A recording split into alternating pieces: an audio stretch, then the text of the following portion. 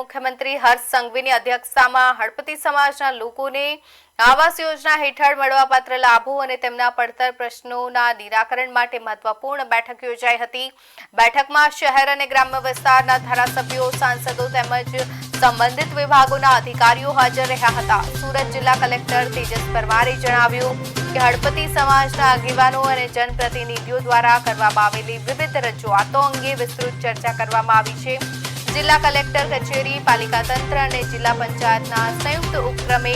પ્રશ્નોના અસરકારક ઉકેલ લાવવા માટે શોધવાની વિચારણા હાથ કરવામાં આવી છે। બેઠકમાં તમામ પડતર પ્રશ્નોની વિગતવાર યાદી તૈયાર કરી તેના તબક્કાવાર નિરાકરણ લાવવાનો નિર્ણય લેવામાં આવ્યો છે।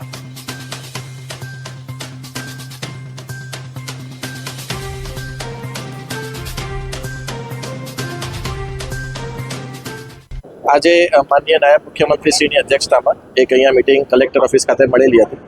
જેમાં મુખ્યત્વે જે હળપતિ સમાજના આપણા જે ભાઈઓ છે તેમને અલગ અલગ યોજનામાં જે આપણે આવાસ યોજનાના લાભ આપીએ છીએ, પરંતુ શહેરી વિસ્તારમાં, સુડા વિસ્તારમાં અને ગ્રામ્ય વિસ્તારમાં પણ કેટલીક સ્થળોએ જે જગ્યાએ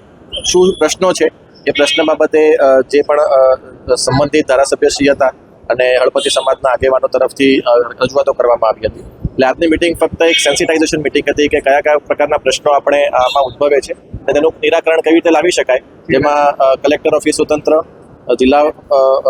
કમિશનર ઓફિસનું તંત્ર તેમજ જિલ્લા પંચાયતનું તંત્ર સાથે મળીને કેવી રીતે તેનું નિરાકરણ લાવી શકે તે માટેની એક સેન્સિટાઇઝેશન મિટિંગ આજે તમામ અધિકારીઓની